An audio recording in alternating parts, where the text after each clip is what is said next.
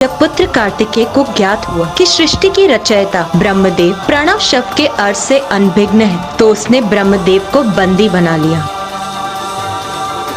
अनुभव और आयु में मुझसे कम होने पर भी प्रभु महादेव के पुत्र कार्तिकेय ने मुझे बंदी बनाकर कदापि उचित नहीं किया। अब तो मुझे प्रभु महादेव ही मुक्त करा सकते हैं।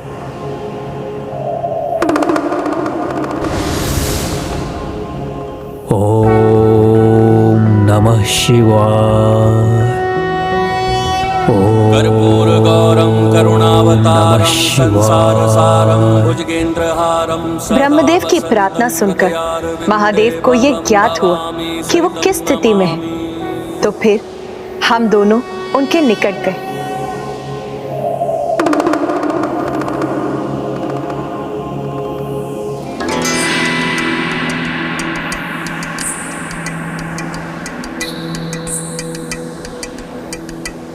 प्रणाम मां। प्रणाम पिताश्री। पुत्र कार्तिकेय, तुमने ब्रह्मदेव को क्यों बंदी बना रखा है?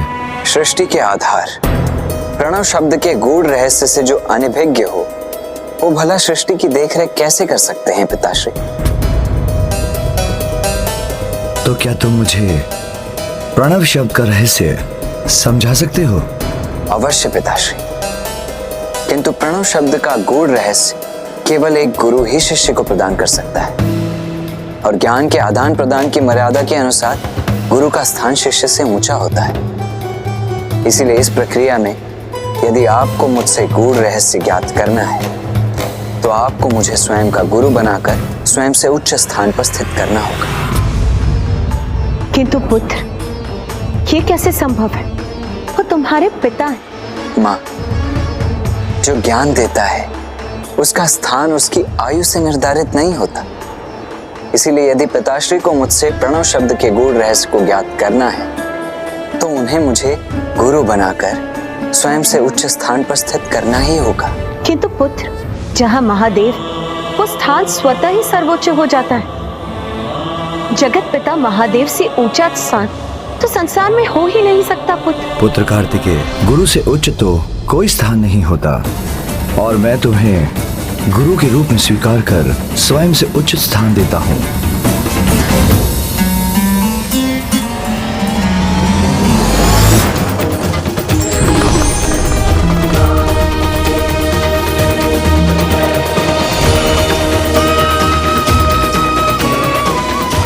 अब गुरु रूप में मुझे उस शब्द का अर्थ समझाइए जो प्रणव शब्द ओम है।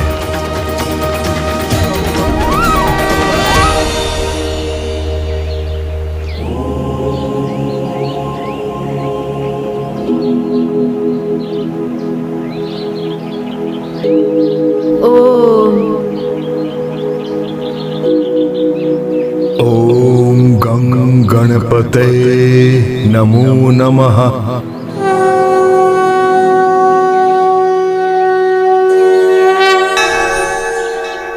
निष्प्रभे अस्मिन् निरालोके सर्वतस्तं असावृते बृहदण्डं उदिकं प्रजानां बीजं अव्ययम्।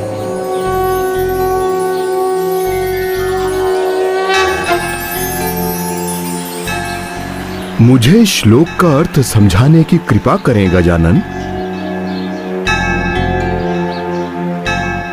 सृष्टि के आरंभ में कुछ भी नहीं था, प्रकाश भी नहीं था, सर्वत्र अंधकार था। तब उस समय एक बहुत बड़ा अंड प्रकट हुआ, जो सभी प्रजाओं का अविनाशी बीज था।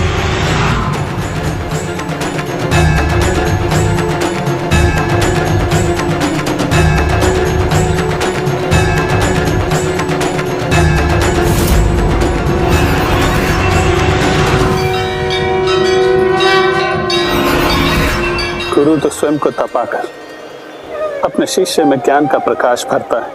गुरु का स्थान सर्वोपरि, और महादेव जो स्वयं जगत गुरु है, अपने ही पुत्र को गुरु मानकर एक शिष्य की मर्यादा का पालन कर रहे हैं। अद्भुत है महादेव। हे गुरु गुहान, मैंने गुरु स्वीकार किया है आपको, तो अब मुझे प्रणव शब्द का अर्थ और उसका गूढ़ रहस्य समझाने की कृपा करें। गुरु का ज्ञान तो शिष्य के कान में गुप्त रूप से ही दिया जाता है, इसीलिए सुनिए।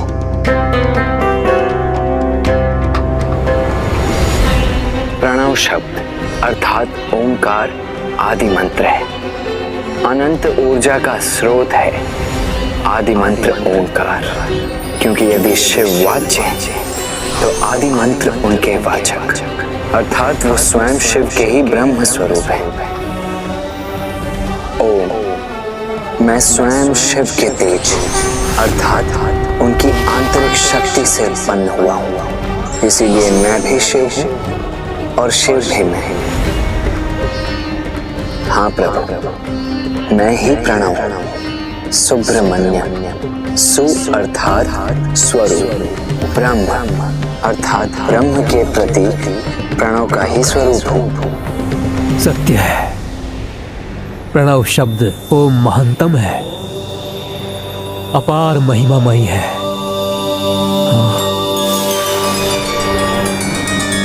लघु ध्वनि रूपी प्रणव शब्द ओम मात्र एक अक्षर नहीं, मात्र एक ध्वनि भी नहीं, किंतु उस अक्षर और ध्वनि में समाहित समस्त सृष्टि का सार है, उसकी रचना का आधार है। इसीलिए कोई भले ही छोटा हो या बड़ा, रचनाकार हो अथवा स्वयं रचना, सभी शिव के ही अंश हैं।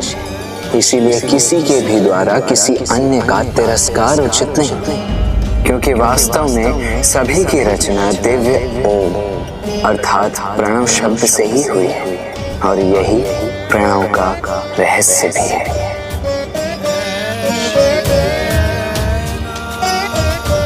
क्षमा प्रभु क्षमा, ज्ञान का अहंकार भी कभी कभी अज्ञानता से ग्रस्त कर देता है।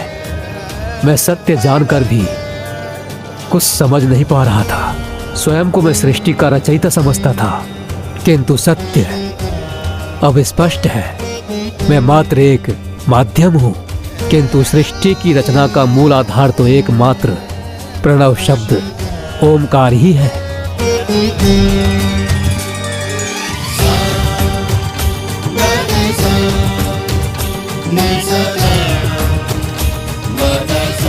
अद्भुत, कितना सरल, कितना सुगम है ओमकार का ज्ञान।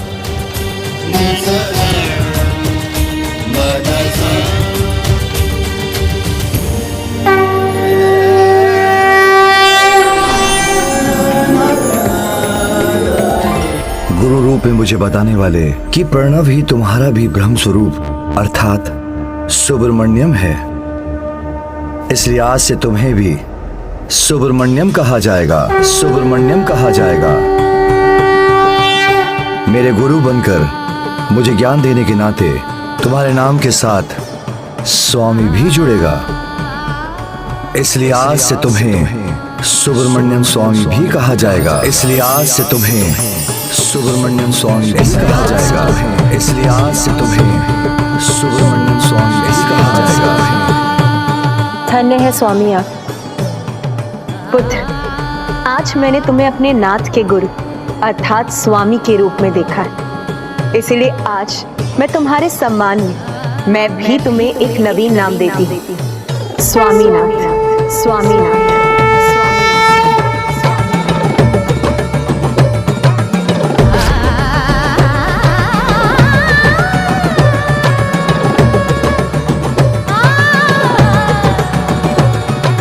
स्वामीनाथ। सुब्रमण्यम। माँ और पिताश्री, मेरे प्रिय पुत्र,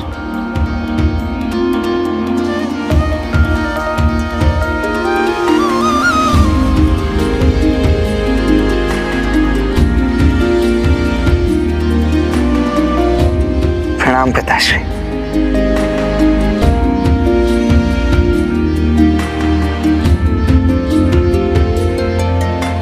प्रणाम माँ।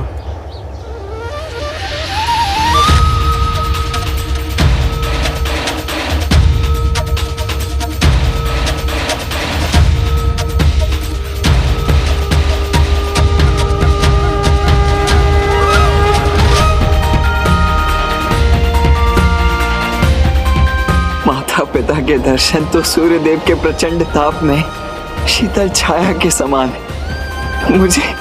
मुझे इस आनंद की प्राप्ति होने वाली है जिसका तो मुझे तनिक भी अनुमान नहीं था। किंतु मां, अनुज गणेश कहाँ है? पुत्र, अपने बड़े भ्राता के साथ संपूर्ण परिवार को यहाँ लाकर भोजन कराने का विचार तो उसी का था, किंतु तुम्हारे ही समा अपने कर्तव्य से मुख कैसे मोड़ सकता था वो? मार्ग में ही अपनी कर्तव्य की पुकार सुनकर उसे जाना पड़ा। गुरु द्रोणाचार्य ने धनुर्विद्या की शिक्षा देते हुए अर्जुन से पूछा कि यदि तुम उस पक्षी को देख रहे हो तो बताओ उसके अंग कैसे हैं? अर्जुन बोले, मैं मात्र उस पक्षी का नेत्र देख रहा हूँ, अन्य अंगों पर मेरी दृष्टि नहीं है।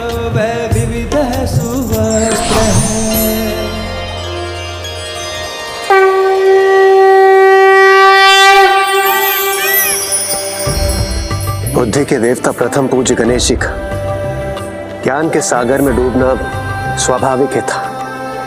वो अपनी भूख प्यास को भूलकर अपनी पूरी एकाग्रता के साथ महर्षि वेदव्यास के कहे शब्दों को सुनकर उनका लेखन कर रहे हैं। महाज्ञानी है, विघ्नहर्ता है, किंतु महादेव पुत्र गणेश जी का स्वभाव नटखट भी है। इसी कारण तो उन्होंने इस कार्य में स्पर्धा का भाव भी रखा है। और यदि महर्षि उनके समान गति नहीं रखेंगे तो गणेश जी की लेखनी भी रुक जाएगी। इसीलिए गणेश जी के हाथ और तीव्र गति से लेखन करते जाते हैं और महर्षि उनके समान अपने शब्दों की गति बढ़ाने पर विवश हो जाते हैं। यदा यदा हि धर्मस्य ग्लानिर्भवति भारत अभ्युत्थानम् अधर्मस्य तदात्मानं सृजाम्यहम्। गजानन की गति तो बढ़ती ही जा रही है, ऋषिवर को शीघ्रता करनी होगी। यदि ऐसा ना हुआ तो गणेश जी अपनी नियत अवस्था के अनुसार ये लेखन रोक देंगे और यह अत्यंत महत्वपूर्ण महाकाव्य अधूरा रह जाएगा।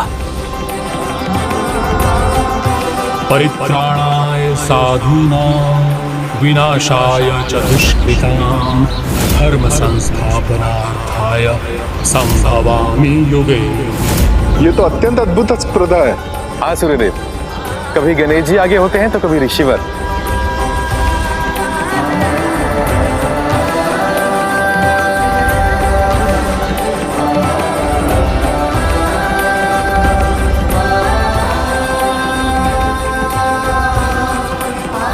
आलोहम निशितम शस्त्रम शरीर परिकर्तनम यो वेत्ति न तू तम घनन्ति प्रतिघात विदम दुषः।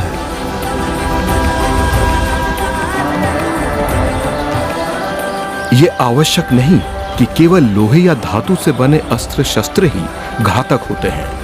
कई ऐसे पदार्थ हैं जो प्राण घातक सिद्ध हो सकते हैं, जिनमें से एक है ला, जो अग्नि में पिघलकर किसी को भी भस्म करने की क्षमता रखता है।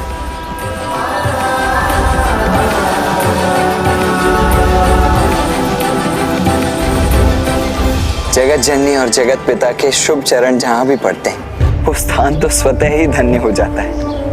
अब अपने पुत्र और इस भक्त को अपनी पूजा करने की अनुमति दीजिए।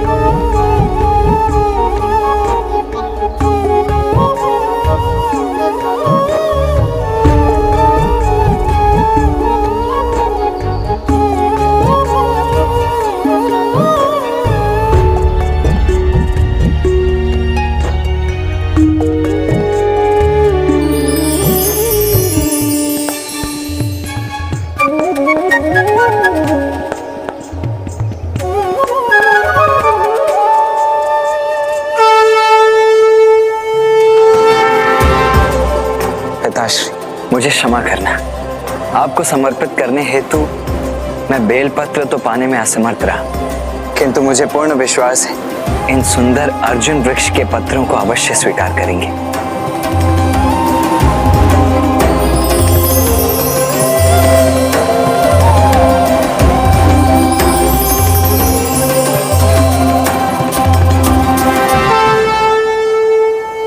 पुत्र, भक्ति का पावन भाव ही ऐसी युक्ति है जो सबके भीतर सकारात्मक ऊर्जा का संचार करती है।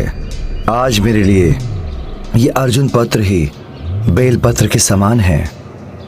आज से अर्जुन वृक्ष भी सकारात्मक ऊर्जा से पूर्ण होगा और उसमें औषधीय गुणों का भंडार होगा।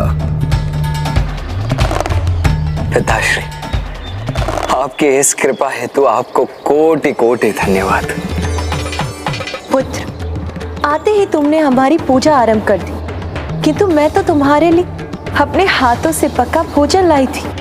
कितने दिनों से मेरे लाल ने मेरे हाथों का पका भोजन नहीं खाया। चलो शीघ्रता करो पुत्र। माँ, सत्य में मेरा पेट तो आप दोनों के दर्शन से ही भर गया है। उचित है, अब तनिक भोजन से भी भर लो।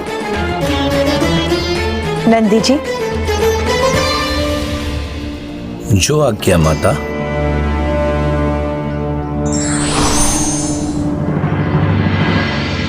माँ, किंतु आप दोनों और गणेश? पुत्र, एक माँ होने के नाते मेरा स्नेह तुम दोनों के लिए बराबर है और मैंने गणेश को वचन दिया है कि मैं भोजन उसके साथ ही करूंगी।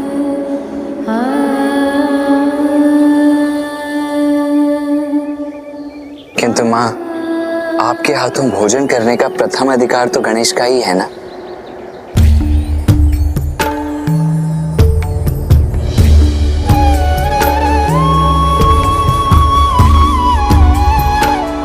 ये मोदक मेरे प्रिय अनुज गणेश के लिए है माँ। नंदी जी।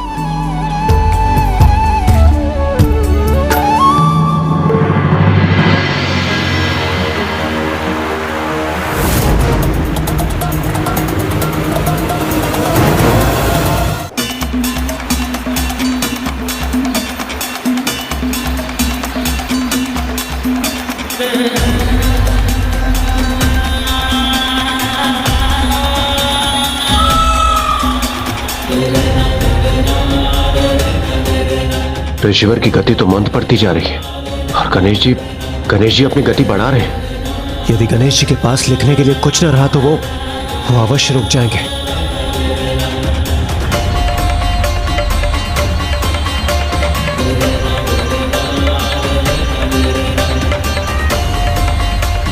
यज्ञसेन कुमारी कृष्णा अपनी रक्षा के लिए श्री कृष्ण, विष्णु, हरि और नर आदि इन भगवत नामों को उच्च और द्रवित स्वर में पुकार रही थी। इसी समय धर्म स्वरूप महात्मा श्री कृष्ण ने अव्यक्त रूप से भांति भांति के सुंदर वस्त्रों से द्रौपदी को युक्त कर दिया। हे गजानन, हम गंधर्व भी आपकी इस अद्भुत लीला के साक्षी बनने का सौभाग्य पाने आए हैं प्रभु।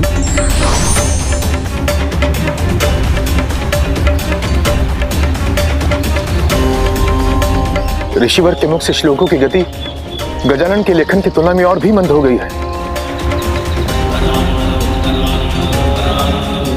ऋषिवर मात्र एक शब्द से गणेश जी से आगे हैं। ऋषिवर तो जैसे रुक ही गए। अब कुछ नहीं हो सकता। यह महाकाव्य भी यहीं रुक जाएगा और संसार इससे वंचित रह जाएगा।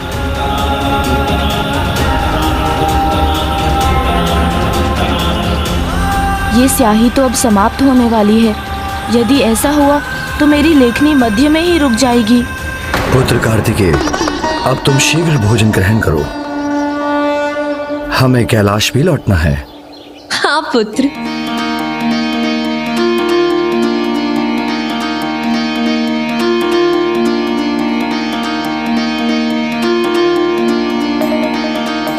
मेरा पुत्र अकेले यहाँ किस प्रकार रहता होगा, कितनी कठिनाई होती होगी उसे। कैसे छोड़कर जाऊं मैं उसे। ममता की छांव से भला कौन वंचित होना चाहता है माँ। यदि मेरे वश में होता ना माँ, तो मैं तो आपकी ममता से भरा स्नेह पाने के लिए आपको यहीं रोक लेता।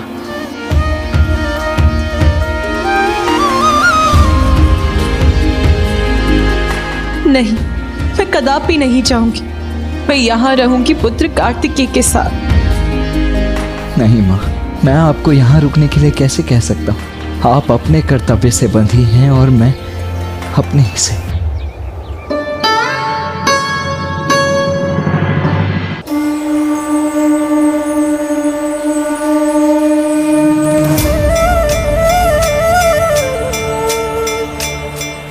गणेश जी की शाही समाप्त होने के कारण ऋषिवर को पुनः एक अवसर प्राप्त हुआ है।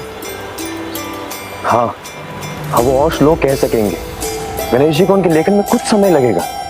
महाकाव्य की रचना सुरक्षित होगी। आप लोग निश्चिंत हो रहे हैं, किंतु ऐसा नहीं है कि ऋषिवर को समय और मिल गया है। यदि शाही समाप्त हो गई तो गणेश जी का लेखन भी रुक जाएगा। तो फिर कैसे पूर्ण होगा यह महाकाव्य? जब जब धर्म की हानि और अधर्म की वृद्धि होती है, तब तक मैं अपने रूप रचता हूं, अर्थात साकार रूप से लोगों के सम्मुख प्रकट होता हूं। साधु पुरुषों का उद्धार करने के लिए और पाप कर्म करने वालों का विनाश करने के लिए एवं धर्म की स्थापना के लिए मैं युग युग में प्रकट होता हूं।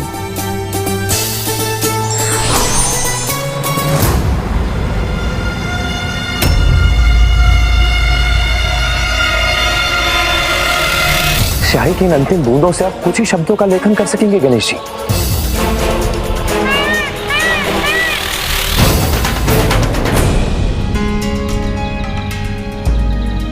स्वामी, मैं कैसे कहूं कि मैं यहाँ अपने पुत्र के साथ रहने की इच्छुक हूँ। माँ को ऐसा नहीं लगना चाहिए कि मैं उन्हें यहाँ रोकना नहीं चाहता, किंतु मेरे कहने पर वो रुक भी जाएंगे, जो उचित नहीं होगा। मुझे आभास हो रहा है कि आप दोनों एक दूसरे से दूर नहीं होना चाहते। इच्छा तो मेरी भी यही है कि हमारा पुत्र हमारे साथ ही रहे। स्वामी, इसीलिए यहाँ से जाने के लिए मेरे पांव ही नहीं उठ रहे। माँ, नियतिवश हम दोनों की कर्म भूमि विपरीत दिशाओं में है। मैं कर्तव्य के मध्य भावनाओं को कदापि नहीं आने दूंगा। इसीलिए ना मैं आपको जाने से रोकूंगा और न मैं स्वयं आपके साथ जाऊंगा। पुत्र कार्तिकेय तो स्वयं को समझा लेगा, किंतु पार्वती, एक माँ की ममता को समझाना कठिन होगा। माँ, पिताश्री, आप दोनों का बहुत बहुत धन्यवाद। आप दोनों के चरण का स्पर्श कर यह स्थान अत्यंत पावन हो गया है। इसीलिए आज मैं ये घोषणा करता हूं कि युग युगांतर तक इसे शैलम पुकारा जाएगा। और माँ, मेरे लिए तो यही दक्षिण का कैलाश है। जहाँ माँ पार्वती और प्रभु महादेव का वास है, वहीं कैलाश है। कदाचित देवी पार्वती को समझाने का उपाय मिल गया मुझे।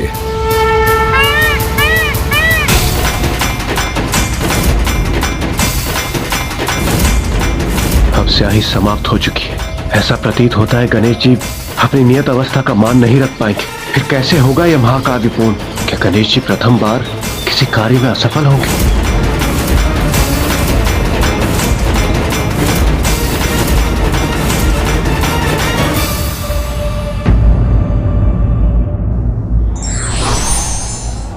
ज्ञान देने वाले का स्थान सदैव ऊंचा होता है, क्योंकि ज्ञान देने वाला गुरु होता है।